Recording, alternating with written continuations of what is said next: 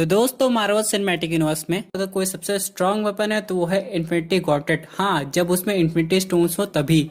उन सब के अलावा दोस्तों अगर कोई ऐसा विलन जो कि इन्फिनिटी गॉन्टेट के बिना भी काफी ज्यादा खतरनाक है तो वो है थेनोस। जी हाँ दोस्तों, इस बात का आंसर हम लोग को मिल गया था एवेंजर्स इन्फिनिटी वॉर में भी और एवेंजर्स एंड गेम में भी।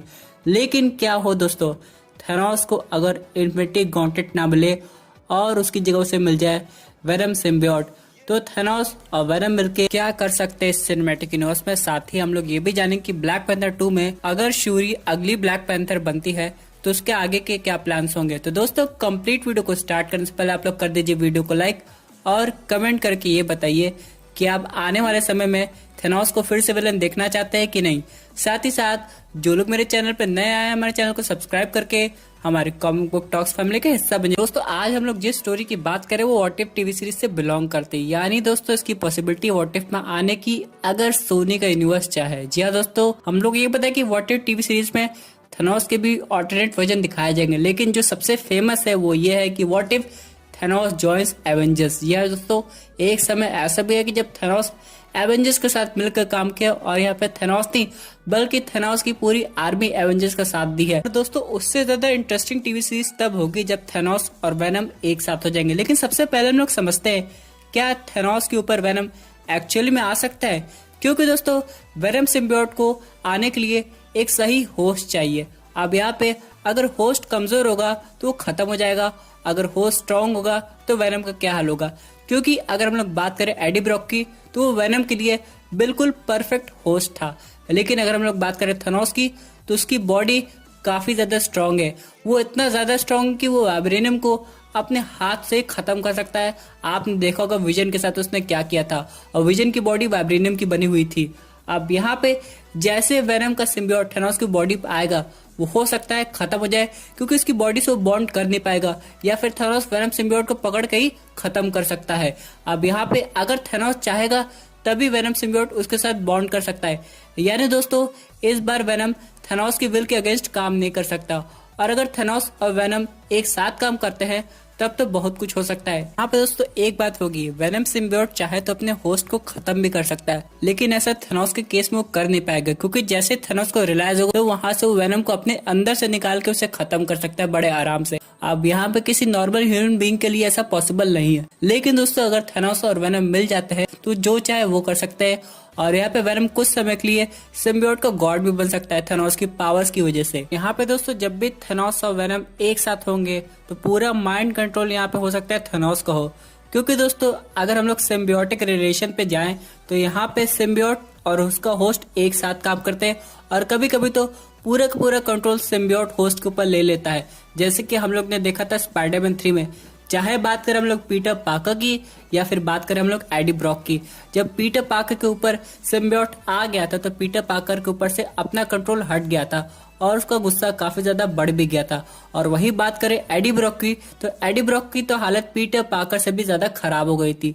अब यहाँ पे थेनोस के केस में क्या हो सकता है, क्या वेनम थेनोस को माइंड कंट्रोल कर सकता है? तो ऐसा पॉसिबल नहीं है, क्योंकि दोस्तों थेनोस की विल पावर काफी ज्यादा स्ट्रांग है और वो बहुत पुराना बीइंग है। तो अगर वेनम चाहे भी तो थेनोस के ऊपर माइंड कंट्रोल नहीं कर सकता, बल्कि उल्टा थेनोस खुद वेनम को बड़े आराम से कंट्रोल कर सकता है अपनी यूज के लिए। दोस्तों थेनोस इतना ज्यादा पावरफुल भी हो सकता है कि वो वेनम को कन्विंस कर ले कि वो बाकी सिम्बियोट को कंज्यूम करके और ज्यादा पावरफुल हो जाए, क्योंकि हम लोग ने वेनम मूवी में देखा था रायट का प्लान क्या था। बाकी सिम्बियोट की टीम बना के अर्थ पे कब्जा करना चाहता था या फिर क्या अर्थ को कंज्यूम करना चाहता था, लेकिन वेनम ने उसे ऐसा नहीं करने दिया। बाद में वो खुद वेनम को कंज्यूम करने लगा। ऐसे होता क्या, अगर वो वेनम को पूरी तरह कंज्यूम कर लेता वो और ज्यादा पावरफुल हो सकता था। और अगर थेनोस ने ऐसा सोच लिया और वो खुद की अपनी वेनम आर्मी बनाना चाहता हो तो बड़े आराम से वेनम के साथ ऐसा कर सकता है, और उसे रोकने के लिए बहुत ज्यादा दिक्कत हो सकती है।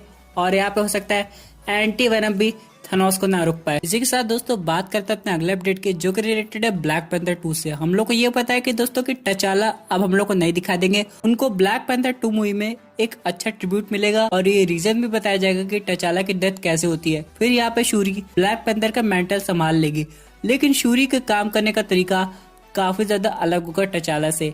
यहाँ पे शूरी का प्लान है कि वो पहले ब्लैक पैंथर की पावर्स का यूज करेगी, यानी उस प्लांट को फिर से बनाने की कोशिश करेगी जो टचाला कंज्यूम करके ब्लैक पैंथर बन गया था। और दोस्तों हम लोग ने ब्लैक पैंथर पार्ट 1 में भी देखा था कि किलमॉगर ने कैसे प्लांट को पूरी तरह खत्म कर दिया था और एंड में शूरी ने किसी तरह एक प्लांट को बचा लिया था और टचाला को वो दे दिया था, जिससे वो ब्लैक पैंथर फिर से बन गया था। अब यहाँ पे शूरी का पहला प्लान होगा उस प्लांट को फिर से बनाना और शूरी ये काम बड़े आराम से कर लेगी। लेकिन इन सब के अलावा शूरी को अपने वकांडा की सेफ्टी के लिए एक पूरी तरह नई आर्मी चाहिए। यहाँ पे दोस्तों सिर्फ ब्लैक पैंथर से काम नहीं चलेगा।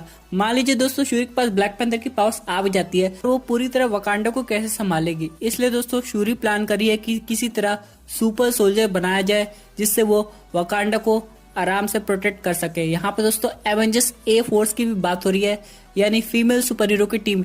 यहाँ पे केविन फेगे ने ऑलरेडी कहा है कि आगे जाके हम लोग को ऐसी टीम देखने को मिलेगी। तो यहाँ पे जब भी टीम आएगी तो हो सकता है शूरी को वकांडा से बाहर जाना पड़े, तब वकांडा की देखभाल कौन करेगा। इसलिए शूरी हो सकता है एक नई टाइप का सुपर सोल्जर सीरम बना रही हो और ये सीरम वो सिर्फ उन्हीं लोग को देगी जिसपे शूरी को लगता है कि वो वकांडा की रक्षा कर सकते हैं जब शूरी वहां पर नहीं हो।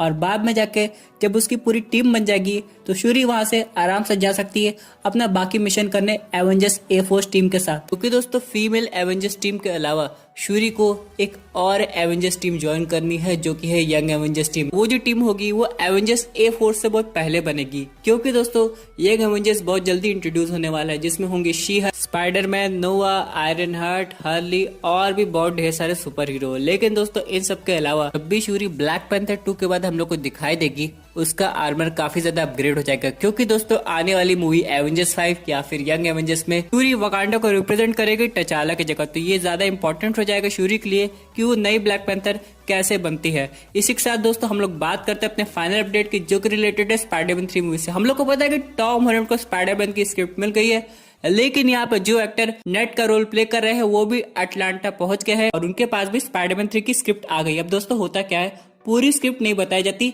हर एक्टर को एक उनका पार्ट बता दिया जाता है कि आपको ये रोल प्ले करना है, आपको ये लाइन बोलनी है। इससे होता क्या है, पूरी मूवी का प्लॉट रिवील नहीं होता और उनमें भी एक्साइटमेंट बनी रहती है। लेकिन यहाँ पे जैसे नेट के जो एक्टर है वो स्क्रिप्ट अपनी पढ़ रहे थे तो वो सुन के काफी ज्यादा शॉक हो गए थे। अब ये क्या बात हुई है ये तो सिर्फ उन्हें पता है, लेकिन बहुत से लोग कह रहे थे कि हो सकता है नेट अपना एक ऑल्टरनेट वर्जन देखे किसी दूसरी रियलिटी में, जो कि है हॉबगॉब्लिन। जी हाँ दोस्तों ऐसा हुआ है। अगर आप लोग कॉमिक बुक पढ़ेंगे तो यहाँ पे जो पीटर पार्कर का फ्रेंड नेड है वो असल में हॉबगॉब्लिन बन के पीटर पार्कर पर अटैक भी कर देता है। तो हो सकता है मल्टीवर्स ऑफ मैडनेस में या फिर स्पाइडरमैन 3 मूवी में अगर नेट का कोई ऑल्टरनेट वर्जन दिखाना है तो वो हॉबगॉब्लिन होगा, क्योंकि करंट यूनिवर्स का नेट तो ऐसा हो सकता है ना करे, इसलिए नेट का भी कोई ऑल्टरनेट वर्जन दिखाया जाएगा जैसे स्पाइडरमैन के अलग वर्जन होते हैं। तो दोस्तों ये थी एक अमेजिंग अपडेट जो कि रिलेटेड थी थैनोस से। आई होप आपको ये वीडियो पसंद आई होगी। वैसे आपके क्या व्यूज उस पर्टिकुलर टॉपिक पे, अपने व्यूज जरूर कमेंट कीजिए। और दोस्तों अगर आप ऐसे unique super hero content enjoy करना चाहते हैं हमारे चैनल को सब्सक्राइब करके हमारी सुपर हीरो फैमिली का हिस्सा बन जाइएगा। Thank you for watching.